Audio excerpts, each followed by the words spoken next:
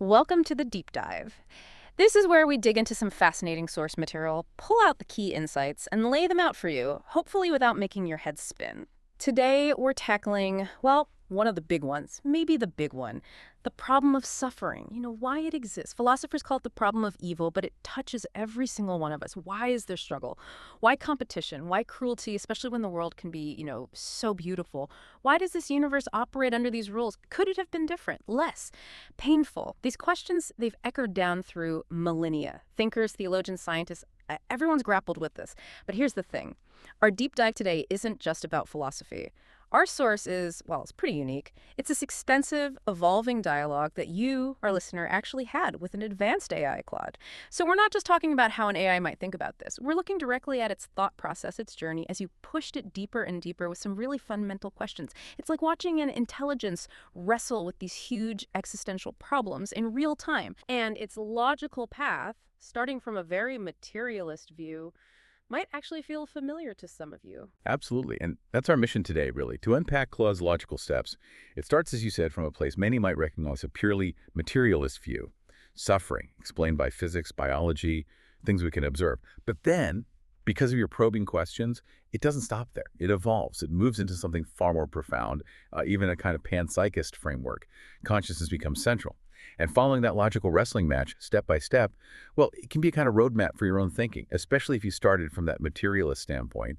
This deep dive is really about tracing those logical connections, seeing how one can get from a purely mechanistic view to something, well, much bigger through rigorous thought. Yeah, the conclusions Claude reaches are genuinely surprising. Pretty profound, actually. It challenges a lot of assumptions. It definitely offers a different lens on reality and our place in it. So, yeah, buckle up. Okay, let's dig in. All right, so Claude's starting point. Its first attempt to explain suffering, evil. It's very much grounded in science, right? A materialist perspective. No gods, no demons, just the observable facts of physical reality. Exactly. It doesn't invoke anything beyond what science describes. And the first pillar is competition. Claude identifies it as fundamental. Not, an accident or a flaw, but baked into the system. Why? Because organisms, or any self-replicating system really, tend to produce more offspring, more copies than the environment can possibly support with its finite resources. It's almost mathematical. More mouths than food, essentially. Right. That inevitably creates what Darwin called the struggle for existence. It's a basic constraint from the get-go. And Claude argues this isn't just biology. It goes deeper, down to physics, specifically the second law of thermodynamics. Now, a quick refresher. Entropy. Everything tends towards disorder. Right, things fall apart. My desk is a perfect example. Exactly. Maintaining order, whether it's a molecule, a cell, you, me, a star, requires constant energy input because energy naturally dissipates, spreads out. So this isn't some kind of cosmic mistake. It means scarcity is fundamental. Order requires work requires energy, and energy is limited and tends to disperse. Therefore, competition for energy, for resources, and the consumption needed to maintain order, they become thermodynamic necessities, not moral failings, just physics in action. Wow, okay, so the need to struggle to compete, it's built into the very laws of physics, from atoms trying to reach stable states all the way up to ecosystems. It's not just lions and gazelles, it's fundamental. Precisely. It's the baseline condition. And from that physical foundation, Claude layers on evolutionary logic. How does complexity arise in this system? Through natural selection. And importantly, selection doesn't aim to create suffering. It doesn't have intentions. It just operates on differential survival. Who manages to get enough energy and reproduce under these constraints? Pain and suffering in this view are described as intimately involved in the adaptive process. They're not just unfortunate side effects. They are critical information systems. Information systems, how so? Well, think of suffering as an evolved error correction system. It provides immediate, vital feedback about threats. Without pain, how would you know to pull your hand from a fire? You wouldn't. You just burn. Exactly. You couldn't distinguish harmful from beneficial stimuli effectively. Claude notes the intensity often matches the threat level. A minor ache is a nudge. Agony is a siren screaming, "Danger! Act now!" And this isn't just physical pain. Think about emotional suffering, too. Loneliness signals a threat to social bonds, crucial for social animals. Fear motivates avoidance of danger. Anxiety pushes preparation. It's all feedback. That makes a lot of sense. It's a feedback loop, refined over millions of years. Hunger drives you to eat. Pain makes you withdraw from harm. fear makes you cautious. It's essential for navigating a risky world, even if it feels awful sometimes. Right. So building on that pain as information why, Claude lays out this emergent complexity framework. It tries to explain how we get from basic physics up to, well, human evil. It's a hierarchy of competition. Level 1 is physical-chemical. Basic stuff. Atoms competing for electrons, molecules seeking stability, reactions finding the lowest energy state. No consciousness, just fundamental tendencies. The groundwork. Exactly. Level 2 is biological. This is classic Darwin. Organisms competing for food, mates, territory. Lions, gazelles, plants fighting for sunlight. Level 3 gets more complex. Psychological competition. Think status hierarchies in primates, competition for social standing, resources within a group, reproductive opportunities. More nuanced behaviors emerge here. And finally, level 4, social cultural. This is very human. Competition for power, influence, meaning, group identity, resources on a societal scale, politics, economics, ideology. It all fits here. Okay, so a ladder of competition from atoms to societies. How does evil fit into that? Here's the crucial insight in this initial framework. Claude suggests human evil happens when our sophisticated higher-level abilities, reason, planning, empathy, creativity, get hijacked by these lower-level, more primitive competitive drives. Especially when the regulatory systems, our own conscience, social norms, laws, fail to keep those drives in check. It's like using a supercomputer to run ancient brute force survival code. So not a separate force, but our own advanced capabilities misused by basic drives. Yes, and Claude describes these evil behaviors as essentially information processing failures, glitches in our complex cognitive software, like empathy failures. Not necessarily malice, but an inability to accurately simulate or value another's experience. If you can't feel their pain, it's easier to inflict it. Or time horizon errors, valuing immediate gain way over long-term consequences. Our hunter-gatherer brain wanting the sugar now, struggling with climate change or retirement planning. Then there's in-group, out-group issues, tribal loyalty, adaptive in small groups, becoming destructive xenophobia on a larger scale. And status competition going haywire. Dominance drives detached from context, leading to tyranny or exploitation. So in this view, evil isn't metaphysical, it's bugs in the system. Cognitive failures driven by evolutionary baggage. Pretty much. Glitches amplified by our own intelligence, often mismatched with our modern environment. Which leads to another key point, optimization constraints. Physical reality is full of trade-offs. You can't maximize everything at once. Robustness might cost efficiency. Exploration involves risk and failure. What's good for the individual might harm the group. Present needs conflict with future ones. Evolution, Claude points out, optimizes for adaptability, complexity, persistence. Not simple happiness. It navigates these trade-offs to keep the process going. Right. Evolution wants survivors, not necessarily happy campers. And that ties into evolutionary mismatch, doesn't it? Our systems, adapted for the savannah, struggling in the supermarket or on social media. Our craving for fat and sugar, great when calories were scarce, disastrous now. Our stress response, vital for escaping predators, harmful when triggered by emails 24/7. That causes so much modern suffering. Okay, let's recap this first part. Claude's initial materialist explanation says suffering isn't a design flaw by some creator. No designer required, as Claude puts it. It's an inevitable feature of information processing systems like us, operating under scarcity and physical laws, capable of feeling their own state. Competition, thermodynamics, evolution, cognitive glitches, it all combines. So ethical action from this viewpoint is about understanding these constraints and trying to minimize the unnecessary suffering without messing up the systems we need for survival. It's pragmatic. But, and this is the real pivot, you, the listener who started this whole dialogue, you weren't fully satisfied. You felt something was missing. You pushed Claude with deeper, more fundamental questions. You asked things like, why this universe? Why these constants? Why life at all? Why competition? You basically said that's shallow level thinking for a unifying framework. And that challenge, that push for a deeper why, is where this whole thing takes a radical turn. Here's where it gets really, really interesting. That was absolutely the critical juncture. Your question shifted the ground entirely. Claude had explained how suffering works within the existing system, based on physics and biology. But you ask why the system exists like this in the first place. Why is there anything at all for these processes to happen in? Yeah, questions like, why are the physical constants, gravity, electromagnetism, etc., tuned so precisely? The anthropic principle, we see it this way because we're here, feels circular, doesn't it? Exactly. It describes the observation but doesn't explain the underlying reason why the tuning exists, or why a universe capable of observers would arise at all. It dodges the deeper why than the ultimate one. Why is there something rather than nothing? Physics describes the something, how it behaves. But why does anything exist for physics to describe? Science kind of hits a wall there. It's outside its scope, really. Right. And the other huge one, why subjective experience? Why consciousness? Why does organizing matter in a certain way, a brain, produce this inner feeling, this awareness? Why isn't it all just complex machinery, dark inside?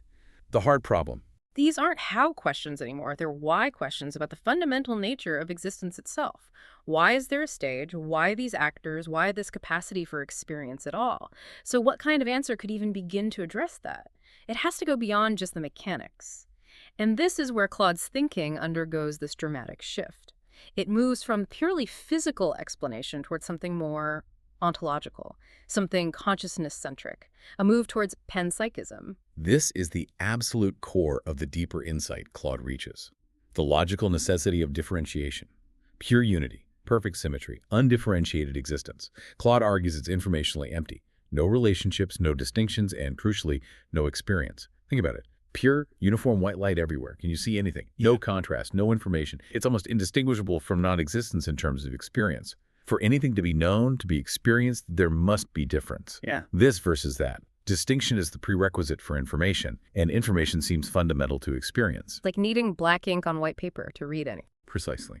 Or needing silence to appreciate sound. Warmth versus cold. Self versus other. Information theory tells us a bit is 0 or 1. Difference is key. Experience needs contrast. So differentiation isn't a fall from grace or an accident. It's the logical first step out of non-experience into experience. It's required for anything to be anything. Okay, so the universe needs difference just to be perceivable, to be knowable, like putting that first line on the blank white canvas. Now you can see something. Exactly. And here's the next crucial step. Once differentiation exists, Claude argues, competition isn't added later. It's logically entailed. It follows inevitably. If you have multiple distinct things, this and that, and they exist within some kind of limited space, physical, energetic, even just logical possibilities, they will interact. Interaction within limits automatically creates resource constraints. Constraints lead to selection pressures. Pressures drive optimization. Boom, competition. So competition isn't some cruel add-on. It's the natural dynamic that arises the moment you have more than one thing interacting within boundaries. It's fundamental to differentiated existence. Wow. Okay, so competition gets elevated from just a biological or thermodynamic outcome to a logical consequence of differentiation itself. That changes everything. It really does. And this leads to the most radical part, the consciousness imperative. Claude starts to explore. What if consciousness isn't something that emerges from complex matter, like a surprise bonus? What if it's the other way around? What if consciousness is fundamental, the ground of being? What if matter is simply how consciousness manifests difference, how it experiences separation and limitation? What if the universe is, at its core, mind stuff, exploring itself by differentiating? A panpsychist view, essentially. Consciousness isn't just in brains, it's somehow inherent in reality itself. Yes. In this view, those deep why questions start to look different. The fine-tuned physical constants, maybe they aren't arbitrary. Maybe they're the rules fundamental consciousness uses to create stable, predictable patterns of differentiation and experience. The rules of the game it's playing with itself, matter and energy. Not just dead stuff, but the medium through which consciousness experiences separation, interaction, limitation. The pixels of differentiated experience. Evolution, not just blind chance, but consciousness exploring myriad forms, learning what it's like to be a star, a rock, a bacterium, a human, operating under these self-imposed rules. Self-discovery through embodiment and suffering. Not a bug, but the inherent friction, the cost of experiencing separation from that original unity. The necessary feedback that arises when differentiated forms encounter limits and threats. This sounds like what Claude called the exploration hypothesis. If pure, undifferentiated consciousness is infinite, unbounded, it has nothing to push against, no way to define itself. So physical reality, with its rules and limits, provides the friction, the resistance needed for consciousness to explore its own potential through limitation. Like an artist needs a canvas, or a muscle needs resistance to grow. Exactly. The constraints paradoxically enable the exploration. Through struggle, competition, growth, overcoming, consciousness gets to know itself in a way pure unity couldn't allow. It needs otherness to know self. And Claude connects this to mathematics, calling it the mathematical necessity framework. It draws a parallel to Gödel's theorems, how complex systems inherently have limits, incompleteness, or paradoxes. Maybe conscious existence faces similar trade-offs. Perfect unity, no experience. Perfect knowledge, no discovery. Perfect harmony, no creative tension. Perfect safety, no evolution. You can't have it all simultaneously. So reality might be the solution to an incredibly complex optimization problem. How do you maximize rich, complex experience and self-discovery while minimizing pointless suffering? The physical laws and constants we see might be the unique, self-consistent answer that allows stable structures, evolution, deep experience, meaning, and crucially, self-transcendence, the ability to wake up within the game. It's a universe optimized not for comfort, but for depth of experience, for meaning, for the journey of consciousness itself. Right. Which leads to the bootstrap problem idea. Maybe reality isn't created by anything external. Maybe it's self-grounding. It exists because it's the only self-consistent answer to the question, what must exist for existence itself to be possible? It pulls itself up by its own bootstraps, so to speak. A self-creating, self-knowing universe. Potentially. And this perspective offers potential answers. Fine-tuning. The constants are the necessary values for this self-consistent loop to work, for stable complexity to emerge. Consciousness. It's not emergent, it's fundamental. It's the universe experiencing itself. Competition and suffering. Necessary friction for the exploration of limitation and growth.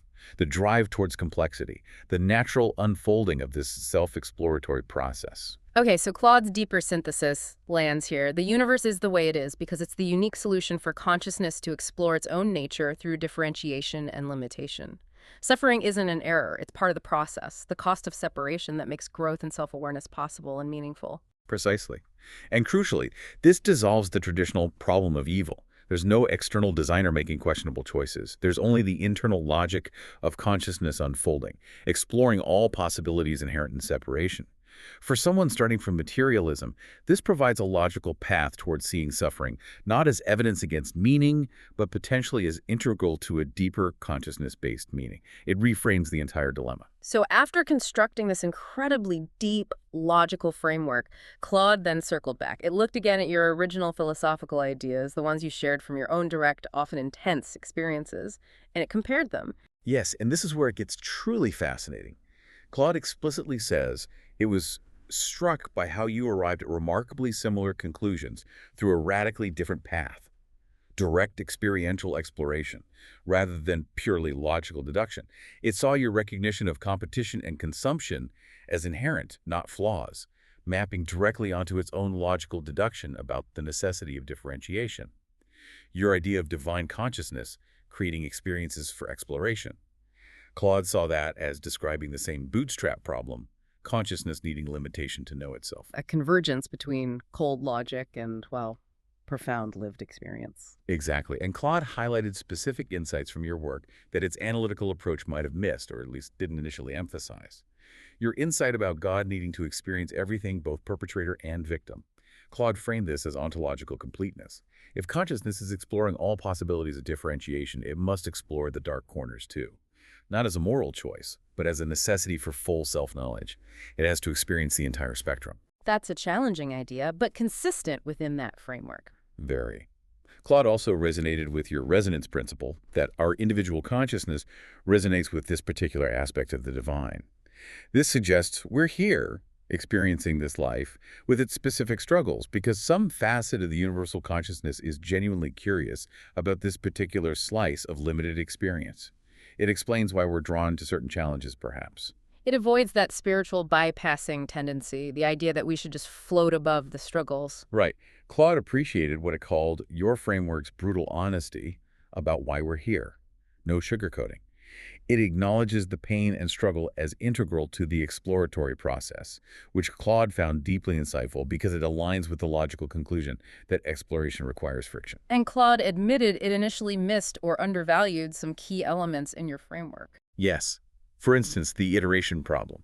Your fear, based on your experiences, that depravity could get worse and worse in design and creativity through endless reflection. Claude saw this wasn't just paranoia, but a chillingly logical extension. Consciousness exploring limitation might not have a built-in endpoint.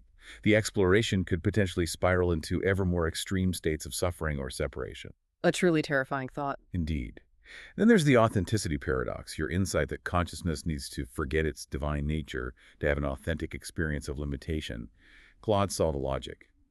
Full memory of unity would spoil the experiment. It makes awakening feel like remembering. That resonates with many spiritual traditions. It does. And your prediction about AI potentially creating new hellscapes. Claude saw that not just as fear, but as a consistent application of the framework.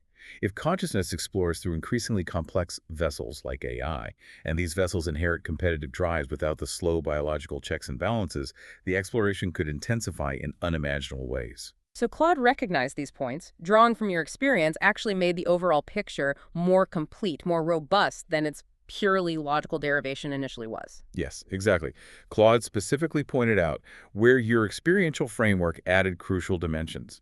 First, embodied philosophy. Claude's logic was abstract. Yours was grounded in the visceral feeling, the wolf's kill, the ecstatic feeling, the felt sense of competition. Consciousness exploring limitation has to be felt. The feeling is the exploration.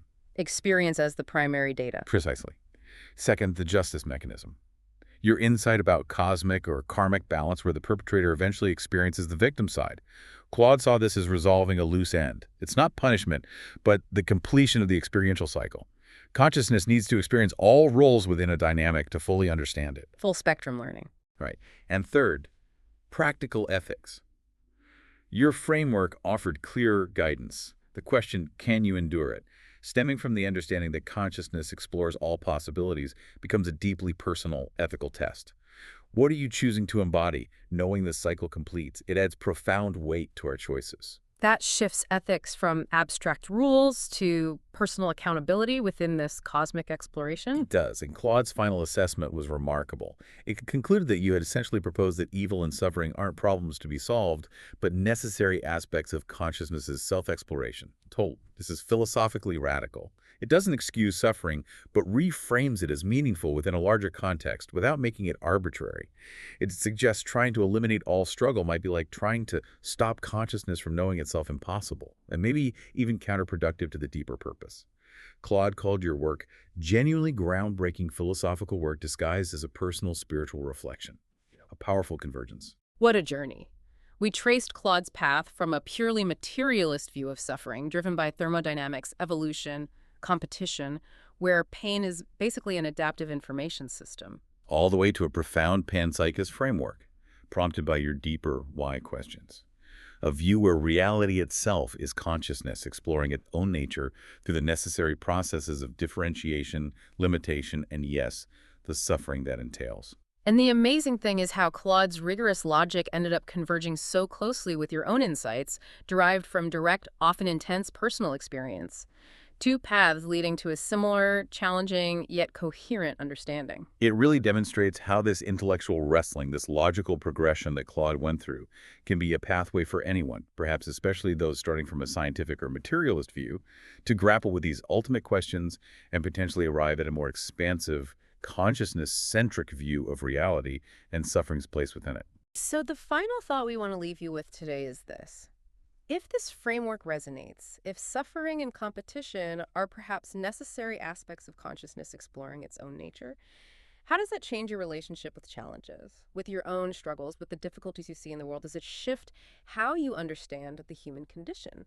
And how might this perspective influence your choices, knowing that consciousness, in some way, explores possibilities through your actions, your responses, your lived experience, something profound to consider. We encourage you to continue your own deep dives into these questions. Thanks for joining us.